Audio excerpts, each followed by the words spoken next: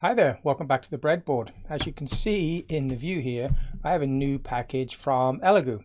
If you remember the last two videos about Arduino, I introduced you to the Elegoo Arduino Uno type kit that they have, which is sort of like a beginner kit.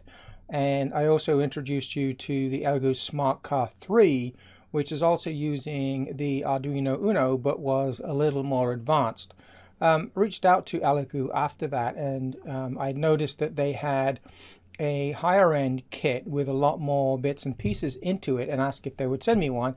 They did, so here it is. I want to show you this kit, show you the expanded components that are in there, and then we will continue in a video right after this one to add to the tutorials about how to use Arduinos. And you'll see that even though this is a different processor, they're both Atmel processors, or microchip as they are now, but nevertheless they're very, very different. But using the Arduino IDE and effectively the mapping that it does for us, it makes no difference to your code to get things working. Now, at the end of this video, I will show you the exact same blink sketch that we used in the previous video on the Arduinos, running completely untouched. I'll just load it up, flash it onto here, and you'll see that it'll absolutely run completely untouched, even though it's a completely different microcontroller that is on here.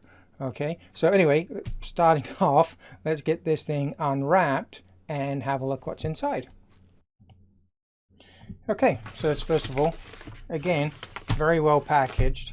There is a seal normally on here that clearly states if the seal is damaged or peeled off, reject the package, do not sign for it, do not accept it. They package these things up. I guess they keep strict quality control as to the contents, so they don't want any of the couriers or customs or whatever else opening it up and messing with it. So if you get it with it damaged or peeled off, don't accept it, send it back. They will send you another one, I'm sure. Anyway, let's get inside here. This is all bubble wrap and everything. Here is the kit right off the bat. I'm going to have to tip this up a little bit, heavy reflections. So this is what they're calling the most complete starter kit, and it's using the ATMEGA2560 microcontroller. That's this great big chip on here, and it uses the Arduino Mega 2560 open source design for the board layout. This is a Arduino standard as well for this chip, and so yeah, the difference being that this chip has 256K of flash space and way more RAM, way more EEPROM, and as you can see, way more I/O pins on this than the Arduino Uno, which is a 28-pin package in the PDIP variety and has basically 8, 16, 20 maybe I/O lines. This one has more than double that, and it runs at the same kind of speeds. It has a lot of the similar features and code sets. It's based on the same micro architecture, just way more I/O, way more flash, RAM, etc., etc. Okay, this is the box from the previous, the Super Starter Kit Uno R3 project. Sorry, lots of reflections. And you can see it's way, way smaller. I've got a couple of pieces outside of here from when we were working on projects before. So you can see from here how much this is going to have more inside it. So let's get inside and have a play. Okay, so let's open this up. So first thing we see right in front of us is a great big sheet detailing, we just slide that down a little bit, all of the parts we've got inside of here, at least all of the main parts anyway. We've got the ATMEGA2560 controller, we have an LCD. This was obviously an Uno in the previous one. We had one of these in the previous. We have an RFID module. We did not have one of those in the previous kit. We have an expansion module that goes on top of the ATMEGA2560. We had a similar module in the previous kit, but it was a much smaller one for the Uno. So going along, we've got the power supply module, GY521. That's probably a movement sensor things. We'll go into that as we go through. Servo, similar, stepper motor, a stepper motor driver, motion sensor, sound module, moisture level detection. I think that's new in here.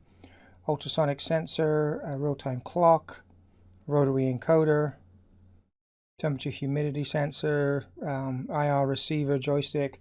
These were all in the previous kit. We got a remote control, matrix display, 7-segment displays, couple of shift registers and an amp. So I've got a little thank you note here. It's CD with all the projects and everything else on it.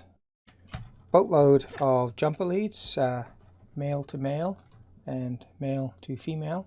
You got the 9-volt to barrel jack adapter. We have the stepper motor. This is the water sensor. You just, I guess, moisture sensor. You dip it into soil maybe, or you just leave it out. If it gets rained on, you obviously you'd have to protect some of it. It will detect the continuity flow, conductivity through whatever's on here. We've got the remote control, 7-segment display, servo motor, similar joystick, which is an analog joystick to what we had before, which is wonderful. I like those things. Elegoo's own branded batteries, ultrasonic sensor. This is the stepper controller. A lot of these parts are the same as the previous kit, just this one has got, as I said, the bigger controller on it with the ATMEGA2560. Where did I put that? Oh, it's here. Haven't pulled it out yet. This looks like that motion board. It's probably a gyroscope type device on that. We will be going through experiments using all of these components, both on this board and on the Arduino Uno, just so that we can do a comparison side by side to show you that there is no real difference in programming for either of these when you're using the Arduino IDE. There's just how much you can actually fit into one of these. Sound sensor. This, I believe, is the real-time clock with a battery already installed. I'm surprised the battery's already in there because it might have been ticking away for quite a while. Probably okay because these things take very, very little current. We have our 5-volt DC motor. We have a similar adapter for power in, USB power out, and also pins so that we can jumper it onto a breadboard.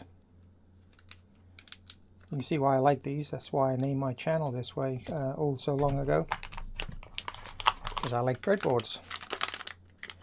We have the matrix display. This is socketed with the chip underneath it. Sorry, not got it in view here.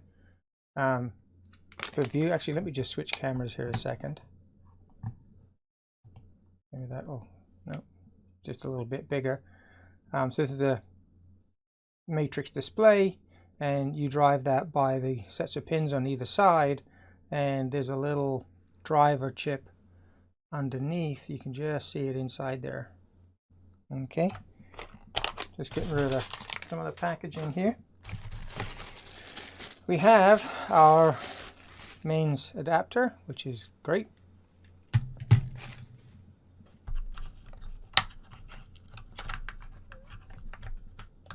Trying to get some of these out of the box. We've got a little 5-volt relay, one 7-segment display. These are basically LEDs in them. It's actually technically 8 segments. You've got 1, 2, 3, 4, 5, 6, 7, and then the dot, which makes the 8th. So they call it 7-segment display because it's traditionally talking about the numerical part of it. And then here we have another 7-segment display, but this one's got 4 digits on it. So you matrix them. You drive 1. You have 4 different commons for each digit, and then you have in the other direction, all of the LEDs of a certain position are all connected together as well. So by scanning both of them, you can actually select which display is on and what you display on that. So if you're doing a clock and various other things, you could do that quite easily with something like this. There are other displays which I will be showing you as we go through tutorials, which make using these a lot easier, where you can connect them up with just basically 3 wires, well 4. 2 for power, so you got a ground and a power, and then some data lines, and then that's much easier than wiring one of these. But I will show you how to wire one of these anyway, just so that we can be complete in our studies. We have our motion sensor here. This is our standard infrared sensor with our focusing dome on top. And what you'll have is you'll have an alert pin and power to use this.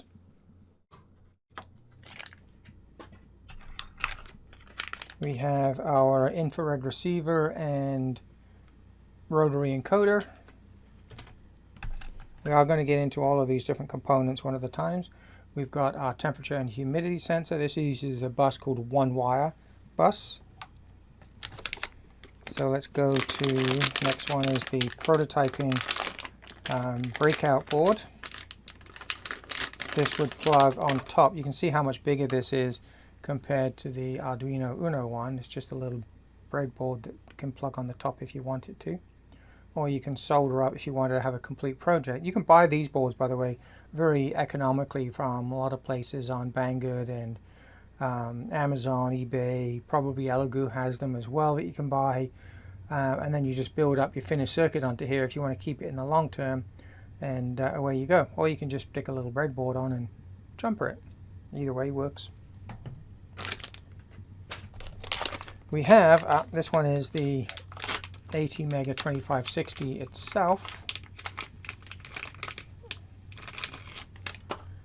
So get that in shot there. We have the ATMEGA2560 processor, a reset button in a different position here, and if you have a header on it, you can't really get to that. That's actually the way that the standard Arduino Arduino Mega 2560 does it as well. So this is not Elegoo doing a weird thing. This is the standard layout. We have the ATMEGA little chip here for dealing with the USB interface. So that's all standard. This is a programming header for this chip, so you can actually reprogram this. You can even make it look like a USB host if you really wanted to. This header here is for programming this. This has a default bootloader in it, which allows you to program it serially, which is the normal way of doing it. But you can, if you've got sketches that maybe won't fit quite in and you need all of the available flash space, then you could use these, and I have programmed them with these before as well, to program your flash in, and it's actually a quicker way of programming as well. And then you've got all your I/O layouts.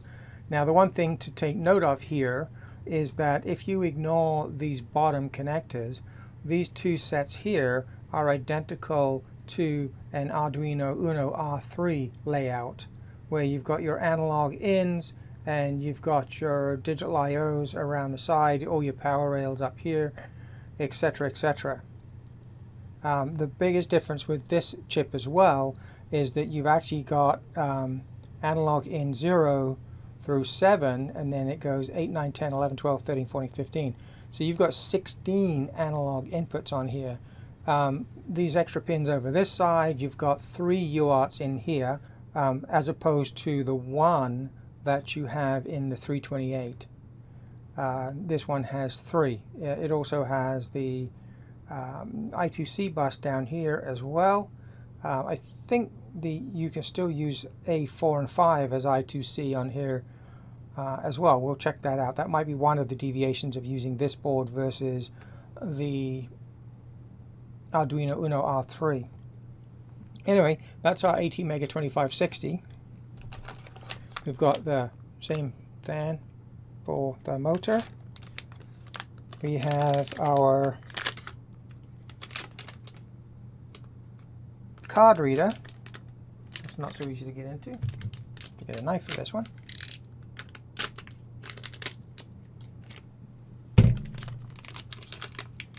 So this uses RFID tags and cards to interface, and so what we've got here is we've got one RFID tag provided. Doesn't tell us what's on it, but the program will. And we have one card, so we've got a tag and a card. This could be used on a key fob or something like that, or around the neck of one of your pets to let them in a door. And then the card is the similar kind of card that you use in offices and things like that. No markings on this one. It's going to have a little chip embedded in this and an antenna that runs all the way around the outside. Okay, so that's that. Let's get rid of that plastic. We have a similar set of resistors. We have our keypad, building a security system, for example. And we have our Elegoo branded breadboard. Let's just pop this out. And there we go. So similar to the previous one. Well, probably identical to the previous one. And we have our little container of all of our components. So we've got all of the LEDs. We've got colored LEDs. We've got the white LEDs in here. Do we have any RGB LEDs? Yes, the RGB LEDs are in this section, along with the electrolytic capacitors and some diodes. We've got our transistors, switches, and more capacitors, and our two integrated circuits and our thermistor in the bottom here. So we're going to go through, as I said, all of these in different videos, but for now we just want to have a look at what's in this kit. And as you can see, if I just flip back to the other camera again, that's quite a haul that we have here to work with. Now, that's pretty much the entire kit, and I think the same thing goes for this kit as I mentioned on the previous one, and that is that the potentiometers here, it would have been nice if these were on a daughter board, because these pins are a bit too big really for use with a breadboard. And the same thing really goes with these little push buttons here. They would have been better off on a daughter board as, whoops, get it under the camera, as well, because these legs are quite thick and they can damage the breadboard. And they're not really shaped for a breadboard. As you can see, they're bent to go into a PCB. That's an easy thing to fix, by the way. I'm going to mount these onto something. I know that means getting a soldering iron, but I do want to make my breadboards last a little longer. And we've got our chips. Is there any other components that are a bit sketchy here? No, I think that's the only two. And I found that to be very, very consistent throughout a lot of different kits, not just the one from Elegoo. It's consistently done that way. See, things like this, right? If I pick up this temperature sensor, it has a little bit flimsier legs, but they could have gone straight into a breadboard. But here, they've actually put them onto a daughter board and put the pins on here so that you can plug it easily into a breadboard without damaging this. Something similar to this for that potentiometer and those switches would, in my opinion, have been a better option. It's a minor thing, and you can work around it easily, but I wish that the manufacturers of these kits would actually start taking note about what actually does fit into the boards. But anyway, we're here, and let's move on from that. So let me just put all these various pieces away, and we will pick a different component this time. Actually, I first of all I'm going to show you that sketch that I did before running on here. It's going to be pretty much the exact same, it's going to be the exact same sketch, and we will run that external LED, and then we'll put two LEDs on and then I want to show you, I'll do it in a separate video, but I'll show you how to do something a little more advanced for a little Christmas light type thing that you could do if you wanted to. I think I would definitely call it more of an advanced programming thing, but it's not actually terribly difficult, and you can use some libraries that are easily installable to get this thing going. Anyway, let me clear the side, and we'll get the ATMEGA2560 hooked up. We'll get the breadboard out. We'll get the LEDs on it, etc., and we will give the sketch a go, and then we'll try something a little more advanced. Okay, see you in a sec. Okay, so I've got my board set up here. As I kept it set up from previously, so we've got our LED just hard turned on right now. I'll hook it up in a moment. I'm using the external power adapter that I have here. As you can see, ATMEGA2560 is considerably bigger. One thing I wanted to quickly show you before I just wire this up to the 2560 is, now I've got two kits, I've got two boards. Actually, I've got a number of other kits that I've done videos of in the past, so a number of boards. But these boards, they have little notches on the sides. So if you wanted to build up much larger circuits, you can actually click them together like that. And now they act as one unit here, and you can quite easily build a much bigger circuit. They don't physically, they physically connect together. They don't electrically connect together. So you'd have to put jumpers like blue to blue, red to red, and things like that. But it gives you an extra strip. And when you clip them together like this, you keep them nice and secure for when you're building your projects, and you don't have to worry about them pulling apart and things like that.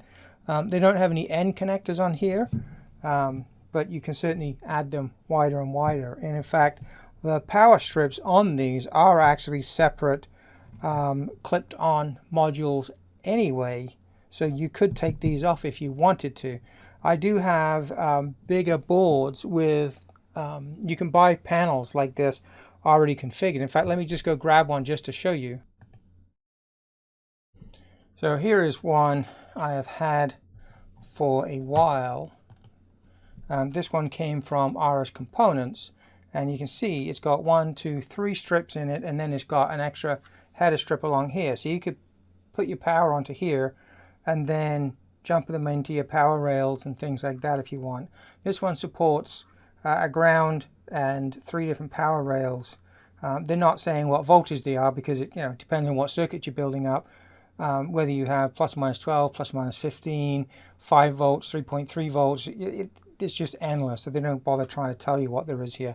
And I have another board, I can't see where I put it right now, that I've actually had since I was about 17 that I made. That shows how long these type of boards have been around, where I put a whole range of boards on the top on a top of a die-cast box. And then inside the box, I actually put a mains power supply and brought the power connections up to the top so that I could just have it all self-contained and build projects up for experimentation. So anyway, this is what you could do if you really get into breadboarding. Now, unfortunately, these days, with the advent of surface mount components and things, these are becoming more difficult to use, and a lot of times you have to start resorting to little adapter boards where you can solder your surface mount component onto it. It's got the pins, and then you can plug it into one of these boards. But for now, what we're doing here, of course, we're using this breadboard, and everything is already to go on here for us. And all the components we've got are all sourced to be plug-inable instead of surface mount. And where they are surface mount, for instance, that chip there, they're all on boards separate for us to do what we want to do. Anyway, let's zoom back in again. We'll get this thing wired up for flashing the LED, and we'll see whether this sketch works.